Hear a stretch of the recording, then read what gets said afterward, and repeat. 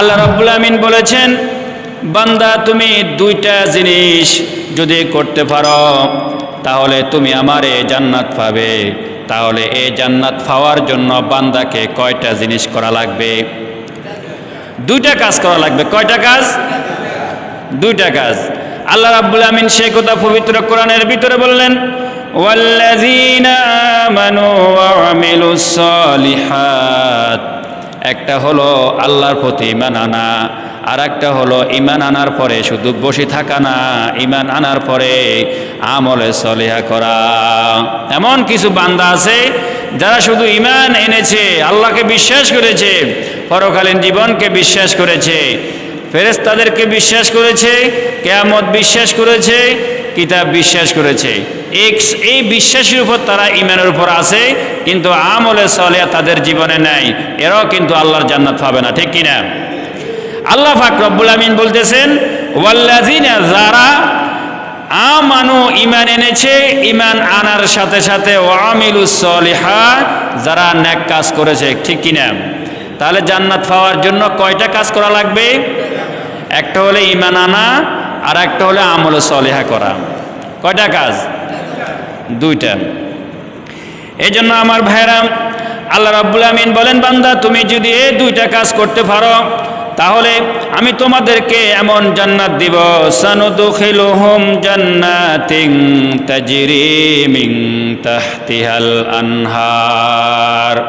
সেই জান্নাতে তোমাদেরকে প্রবেশ করাবো, যে জান্নাতের ভিতরে এত বেশি নহর থাকবে। আল্লাহ পাক রব্বুল আমিন বলেন, বান্দা তুমি এই জান্নাতের সুসংবাদ পাওয়ার পরে মনে মনে ভাববা, কতকাল পর্যন্ত, কতদিন পর্যন্ত আল্লাহ রব্বুল আমিন আমাকে এই জান্নাতে রাখবেন। সে কথা আল্লাহ রব্বুল আমিন পরিষ্কার করে ফেললেন, খালিদিনা ফিহা আবাদা। আবাদা শব্দের হলো, আবাদা শব্দের অর্থ হলো যেখানে শুরু হবে আর শেষ হবে না। সুবহানাল্লাহ। শুরু হবে, কি হবে না? আবাদা। সেখানে চিরস্থায়ী তারা সেখানে থাকবে। কেন চিরস্থায়ী থাকবে? একজন মানুষকে যখন জান্নাতি হিসেবে ফয়সালা করে দেওয়া হবে, আর একজন মানুষকে যখন জাহান্নামী হিসেবে ফয়সালা করে দেওয়া হবে, তখন আল্লাহ রাব্বুল আমিন মৃত্যু নামক জিনিসটাকে জবে করে ফেলবেন, আর মৃত্যু কখনো তাকে লাগ পাবে না, কখনো তার আর মৃত্যু আসবে না। এখন জান্নাতের ভিতরে একা একই মানুষ জীবন যাপন করবে কেমন করে? আল্লাহ রাব্বুল আমিন হযরতে আদম আলাইহিস সালামকে সৃষ্টি করার পরে হযরত আদম আলাইহিস সালামের একাকিত্ব জীবন ভালো লাগে না। একাকী জীবন মানুষের চলতে পারে না, একা একে মানুষ চলতে পারে না। এই জন্য আল্লাহ পাক রব্বুল আমিন হযরত আদম আলাইহিস সালামকে সঙ্গী বানিয়ে দিলেন। সঙ্গী হলেন হযরত হাওয়া আলাইহিস সালাম। এখন জান্নাতের কথা আপনি শুনতে পেলেন, কিন্তু আপনি জান্নাতে একা একে কী করবেন? রব্বুল আমিন বলেন, সেখানে তোমাদেরকে দেওয়া হবে লাহুম ফিহা আজওয়াজুম মুতাহহারা। তোমাদেরকে সেখানে পবিত্র রমণী দেওয়া হবে, পবিত্র স্ত্রী দেওয়া হবে। অর্থাৎ দুনিয়ার গুলো অপবিত্র হয়, কিন্তু বেহেশতের গুলা, জান্নাতের গুলা কখনো অপবিত্র হবে না। সুবহানাল্লাহ। আল্লাহ রাব্বুল আমিন বলেন, এখন আপনারা যদি প্রশ্ন করেন, হুজুর দুনিয়ায় যে আমার বিবি ছিলেন, যে আমার স্ত্রী ছিল, জান্নাতেও কি আমি আমার স্ত্রী নিয়ে থাকবো, নাকি জান্নাতে আবার নতুন করে স্ত্রী দেওয়া হবে? আল্লাহ পাক রব্বুল আমিন বলেন, বান্দা যদি তোমার স্ত্রী, তুমি যদি জান্নাতি হয়ে থাকো আর তোমার স্ত্রীও যদি নেককার হয়ে থাকে, আল্লাহ রাব্বুল আমিন তোমার সন্তান সন্ততি দুনিয়ায় যেরকম পরিবার নিয়ে তুমি বসবাস করেছ, এরকম নেককার যদি হয়ে থাকে যে ফ্যামিলিটা, যে পরিবারটা, আল্লাহ পাক রব্বুল আমিন ওরকম ওই সন্তান সন্ততি স্ত্রী সুদ্ধা তোমাদেরকে আল্লাহর জান্নাতে প্রবেশ করাবেন। অর্থাৎ পরিবারটা যদি জান্নাতিওয়ালা হয়, পবিত্র যদি ওই পরিবারটা যদি আল্লাহওয়ালা পরিবার হয়, যদি নেককার পরিবার হয়, তাহলে পুরা পরিবার শুদ্ধা এরা কোথায় থাকবে? আল্লাহর জান্নাতেও একসাথে থাকবে। তবে স্বামী যদি নেককার হয়ে থাকে, স্ত্রী যদি বদকার হয়ে থাকে, তাহলে জান্নাতে স্বামী যাবে, স্ত্রী যেতে পারবে না। আবার স্ত্রী যদি নেককার হয়ে থাকে, স্বামী যদি বদকার হয়ে থাকে, জান্নাতে স্ত্রী যাবে, স্বামী যেতে পারবে না। এই জন্য দুজন যদি দুনিয়ায় যেরকম একসাথে ছিলেন, জান্নাতে যদি একসাথে থাকতে চান, তাহলে দুনিয়ায় দুজনকে নেককার হওয়া লাগবে, ঠিক কিনা? এই জন্য আল্লাহ রাব্বুল আমিন বলেন, কু আনফুসাকুম ওয়া আহলিকুম নারা। জাহান্নামের আগুন থেকে শুধু নিজে বাঁচার চেষ্টা করো না, নিজের পরিবার পরিজন তাদেরকেও জাহান্নামের আগুন থেকে বাঁচাবার চেষ্টা করো। কেন? আল্লাহ রাসূল বলেছেন, আলা কুল্লুকুম রাঈন ওয়া কুল্লুকুম মাসউলুন আন রাইয়াতিহি, তোমরা প্রত্যেকে অভিভাবক, তোমাদের অধীনস্থে যারা থাকে তাদের সম্পর্কে তোমাদেরকে আল্লাহ রাব্বুল আমিন কিয়ামতের ময়দানে জিজ্ঞাসা করবেন। স্বামী হলো ঘরের ভিতর অভিভাবক, স্ত্রী সম্পর্কে, ছেলে মেয়ে সম্পর্কে ওই লোকটাকে জিজ্ঞাসা করা হবে। অর্থাৎ যার অধীনে যত মানুষ থাকবে ওই অধীনস্থ লোকের যে লিডার হয়েছে, যে কর্তা হয়েছে, তাকে কিন্তু কাল কিয়ামতের ময়দানে জিজ্ঞাসা করা হবে। তোমার ছেলে এই পথে চলেছে, তোমার স্ত্রী সেই পথে চলেছে, তুমি কিছু বললে না, কিন্তু আজকে তোমাকে তাদের জন্য জবাবদিহিতা করা লাগবে, ঠিক কিনা? এখন আমরা মনে করি যে সে তার জবাব সে দিবে, এর জবাব হে দিবে, ঠিক আছে, কারোর জন্য কেউ শাস্তি ভোগ করবে না, কিন্তু অধীনস্থ যারা থাকে অধীনস্থ লোকদের সম্পর্কে আল্লাহ রাব্বুল আমিন সেদিন জিজ্ঞাসা করবে, ঠিক কিনা? এই জন্য আমার ভাইরা, আল্লাহ রাব্বুল আমিন বলেন, ওয়ানুদখিলুহুম জাযিল্লান যালিলা, আল্লাহ পাক রব্বুল আমিন বান্দাকে এমন জান্নাত দিবেন, এমন বাগান দিবেন, দুনিয়ায় যেরকম মানুষে বাজার করতে যায়, হাটে যায়, ঘাটে যায়, বাহিরে যায়, জান্নাতেও এরকম মানুষেরা বাহিরে যাবে।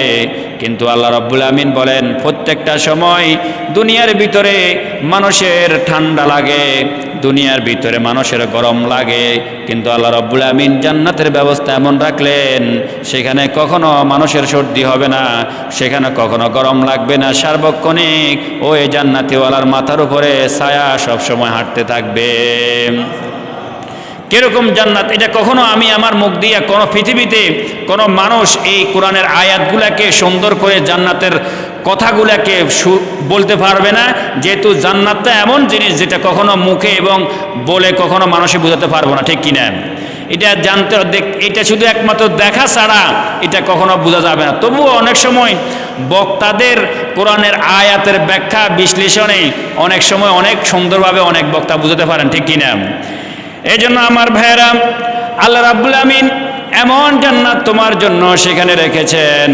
আল্লাহ পাক রব্বুল আমিন বলেন, বান্দা যখন জান্নাত কেমন হবে, ফাহুয়া ফি ঈশাতির রাদিয়া, আল্লাহ রাব্বুল আমিন বলেন, অতঃপর যখন তাকে জান্নাত দেওয়া হবে তখন সেখানে সে সুখে শান্তিতে জীবন যাপন করবে, কখনো দুঃখ সে পাবে না। এই জন্য অনেক সময় যে একবারে সাইদি সাহেবকে একবারে এক লোকে জিজ্ঞাসা করলো যে, হুজুর এই যে এত জান্নাতের আলোচনা করেন, বলে জান্নাতে নাকি সব দেওয়া হয়, তো সব যদি জান্নাতে পাওয়া যায়, যা আমার তো বিড়ি খাওয়ার খুব শখ আছে, জান্নাতে গেলে কি আমি বিড়ি খেতে পারবো? আল্লাহ রাব্বুল আমিন কি আমাকে বিড়ি খেতে দিবেন? তখন হুজুর বললেন, তুমি যদি জান্নাতে বিড়ি চাও, তোমাকে জান্নাতে বিড়িও দেওয়া হবে, কিন্তু আমার 100% বিশ্বাস, এই ফোঁসা গান্দা জিনিস জান্নাতে যাওয়ার পরে তোমার আর মনে থাকবে না, সেখানে আর মনে থাকবে না তোমার এগুলা। কেন? এত নাজ নিয়ামত ফেলে এই সমস্ত জিনিসের কথা মনে থাকবে সেখানে। এই জন্য আল্লাহ রাব্বুল আমিন বলেন, ফাহুয়া ফি ঈশাতির রাদিয়া, যখন তাকে জান্নাতে দেওয়া হবে সুখে শান্তিতে জীবন যাপন করবে। বাজারে যখন যাওয়া হবে, বাজার যাবে, সেখানে বাজার যাওয়ার পরে তখন আল্লাহ রাব্বুল আমিন ওই জান্নাতিওয়ালাদের জন্য মার্কেটের ব্যবস্থা রাখবেন। কি রাখবেন? মার্কেটের ব্যবস্থা রাখবেন। সেখানে যে ফল, যে মূলগুলা সেখানে রাখা হবে, ওই ফলগুলা যখন বান্দা যখন খাবে এবং ধরবে, তখন ওই ফলগুলা যখন মজা লাগবে, দেখতে পাবে ওই ফলগুলা দেখা যায় আমাদের দেশের আপেলের মতো, আমাদের দেশের মালতার মতো, আমাদের দেশের আঙ্কুরের মতো, সব কিছু এই দেশের মতোই হবে। বাংলাদেশে যে আপেল পাওয়া যায় জান্নাতে সে আপেল থাকবে, বাংলাদেশে যে কমলা পাওয়া যায় জান্নাতেও সে কমলা থাকবে, এর বাইরে জিনিস নয়, সব কিছু এই দেশের মতোই সেখানে হবে, এখানের মতো সেখানে সে সব। কিন্তু এখন প্রশ্ন হলো, জান্নাতে যখন মানুষেরা জান্নাতি ফল যখন খাবে, তখন ফেরেশতারা তাকে একটা আপেল এনে দেওয়া হবে। আপেলটা যখন দেখতে পাবে বাংলাদেশের আপেলের মতো, তখন ওই লোকটা বলবে, এই সমস্ত আপেল তো অনেক আগে খেয়ে আসছে, এ জান্নাতে এটা স্পেশাল জিনিস হলো নাকি? আপেল এটা স্পেশাল জিনিস নাকি, আরও ভালো জিনিস নিয়ে আসো। ফেরেশতারা বলবে একবার খেয়ে দেখো। যখন ওই লোকটা ফলটা মুখে দিবে তখন এত বেশি মজা লাগছে, বলা হলো আরেকটা নিয়ে আসো। তখন আরেকটা আপেল নিয়ে আসলো। ওই আপেলটা যখন খেলো আগেরটার সে আপেলটার মজা আরো 100 গুণ বেড়ে গেল। আবার যখন আরেকটা আনা হলো ওই আপেলের স্বাদটা ওই দুইবারে সে আরো বেশি গুণে বাড়তে থাকলো। যতবার আনবে আপেল থাকবে কিন্তু স্বাদটা হাজার হাজার গুণে বাড়তেই থাকবে। সেখানে এই সমস্ত ফল পাওয়া যাবে, কিন্তু এই বাংলাদেশের আঙ্গুর খাবেন, সেখানে শুধু আপনি আঙ্গুর খাচ্ছেন না লেবু খাচ্ছেন, আপনি বোঝা যাচ্ছে না, ঠিক কিনা? এত খরচ জিনিস, কিন্তু আপনাকে দিতেই থাকবে, কিন্তু এটার স্বাদ বাড়তেই থাকবে। এক একটার এক এক ধরনের স্বাদ হবে। সুবহানাল্লাহ। আমাদের দেশের গাছগুলো হয়, গাছের শিকড় হয় নিচে, আপেল মালতা যেগুলা ধরে সেগুলা হয় উপরের দিকে, কিন্তু এগুলা ফাটতে এগুলা নিতে একটু কষ্ট হয়। কষ্ট হয় কিনা? কষ্ট হয়। আল্লাহ রাব্বুল আমিন বলেন না না, এত কষ্ট তোমাকে আমি সেখানে দিব না। আল্লাহ পাক রব্বুল আমিন আপেল গাছের মালতা গাছের ওই শিকড়গুলো রাখবেন আসমানের দিকে, আর তার জন্য সুখে এবং শান্তিতে কষ্ট যেন না হয় ফলগুলো রাখবেন নিচের দিকে। আল্লাহ রাব্বুল আমিন বলেন ফি জান্নাতিন আলিয়া, কত উঁচু হবে, 10টা দুনিয়ার সমান। আল্লাহ পাক রব্বুল আমিন একজন মানুষকে এত বড় জান্নাত দিবেন। 500 বছর পর্যন্ত একটা গোড় সাওয়ারি ঘোড়া দিয়া যদি জান্নাতকে দৌড়াইতে থাকে তখনও কিন্তু 500 বছর শেষ হয়ে যাবে, কিন্তু সে জান্নাতের নাক পাবে না।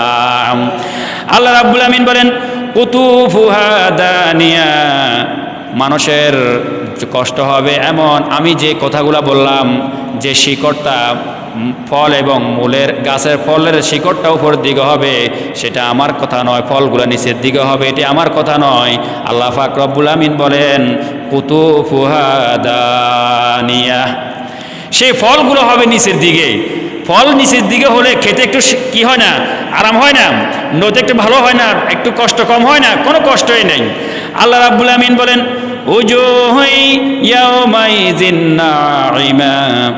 যখন জান্নাতীওয়ালাদেরকে জান্নাতের ঘোষণা দেওয়া হবে তখন তাদের চেহারা এমন সজীব হবে, এত সুন্দর হয়ে যাবে। দুনিয়ায় আপনি কালো মানুষ, দুনিয়া আপনি কালো হতে পারেন, কিন্তু যখন আল্লাহর জান্নাত পেয়ে যাবেন আপনি আর কালো থাকবেন না। আসলে মানুষ কি তার আমলে সুন্দর হয় নাকি চেহারায় সুন্দর হয়? মানুষ কি গুণে সুন্দর হয় নাকি রূপে সুন্দর হয়?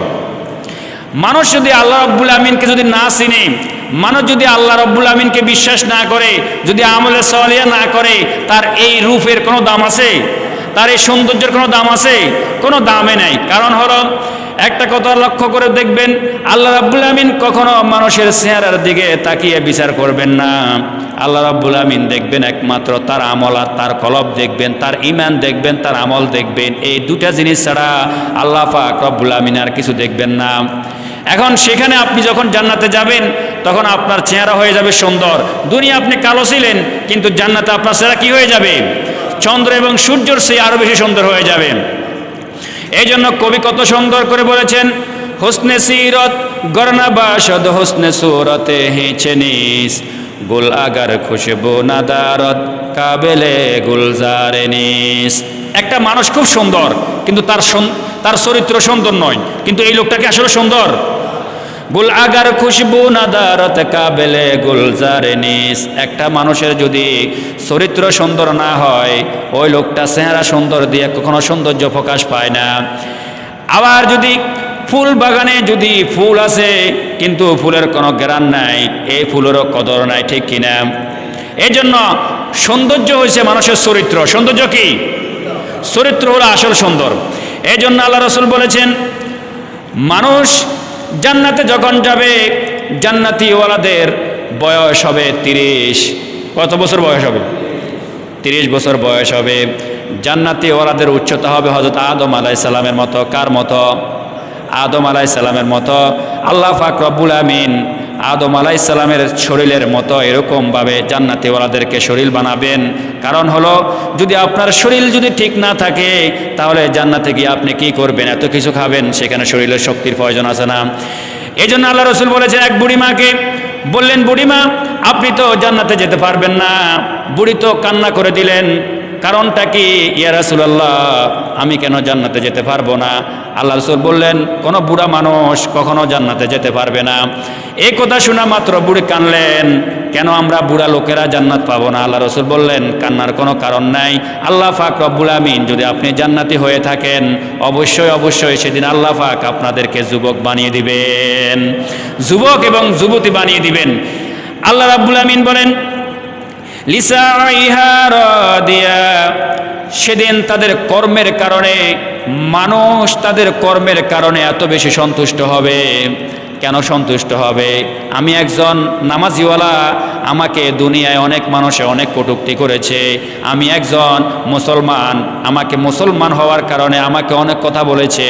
কিন্তু দুনিয়ায় এত কিছু শোনার পরেও আল্লাহ পাক রব্বুল আমিন যখন আপনাকে জান্নাত দিবেন, তখন আপনার দুনিয়ার কোনো কষ্ট কখনো মনে থাকবে না। আব্দুর রহমান জিন্দিগি ভরে কষ্ট নিয়ে জীবন গঠন করেছে, জিন্দিগিতে কখনো সুখ বলতে কিছু পায় নাই। আব্দুর রহমান আল্লাহকে বিশ্বাস করে নামাজ কালাম পড়ে ঈমান নিয়ে যখন কবরে গেল, আল্লাহ রাব্বুল আমিন ফেরেশতাকে বলবেন, আব্দুর রহমানকে এক মুহূর্তের জন্য জান্নাতে রাখো। জান্নাতে রাখার পরে ফেরেশতারা তাকে আবার উঠায় নিয়ে আসলো। বলা হলো, আব্দুর রহমান দুনিয়া কেমন জীবন যাপন করেছ? তখন আব্দুর রহমান বলবে, আল্লাহ দুনিয়ায় সুখ আমি যত পেয়েছি, দুঃখ কখনো পাই নাই। জান্নাতে এক মুহূর্ত রাখার কারণে আব্দুর রহমানের জিন্দেগির কষ্ট কখনো মনে থাকবে না। আবার চৌধুরী সাহেবকে, মির্জা সাহেবকে যখন জিন্দেগিতে কখনো আল্লাহকে চিনে নাই, কখনো ইসলাম মানে নাই, কখনো দিন ধর্ম করে নাই, ক্ষমতার বাহাদুরি দেখিয়েছে, কখনো আল্লাহকে বিশ্বাস করে কখনো মসজিদে এসে একটা সেজদা পর্যন্ত দেয় নাই, কিন্তু সোনার চামচ নিয়ে জন্মগ্রহণ করেছে। দুঃখ কি জিনিস কখনো সে চৌধুরী সাহেব পায় নাই, দেখে নাই।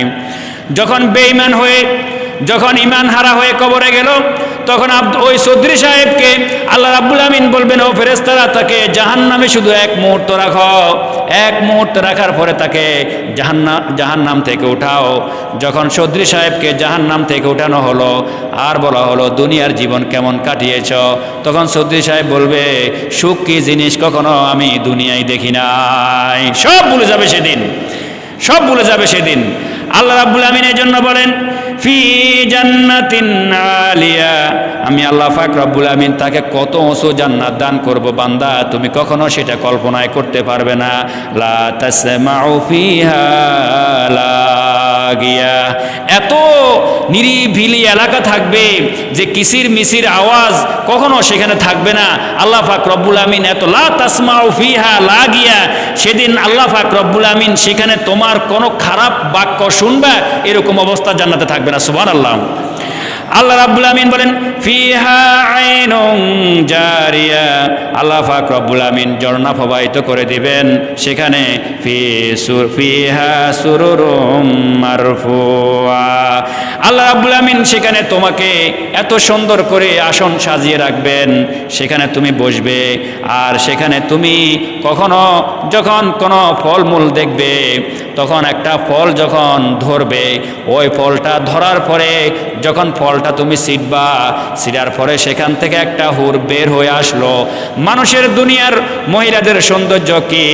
আল্লাহ পাক রব্বুল আমিন যারা দুনিয়ার সৌন্দর্য মহিলার দিকে, বেগানা মহিলার দিকে তাকায় না যারা, তাদেরকে আল্লাহ রব্বুল আমিন ওই ফলের ভিতর থেকে এমন হুর দান করবেন যে হুরের সৌন্দর্য এত বেশি হবে, যদি তার যে হাড্ডি থাকবে ওই হাড্ডির ভিতরে কেমন করে মগজগুলা চলাচল করতেছে, রক্তগুলা চলতেছে, সেটা পর্যন্ত সেদিন দেখা যাবে।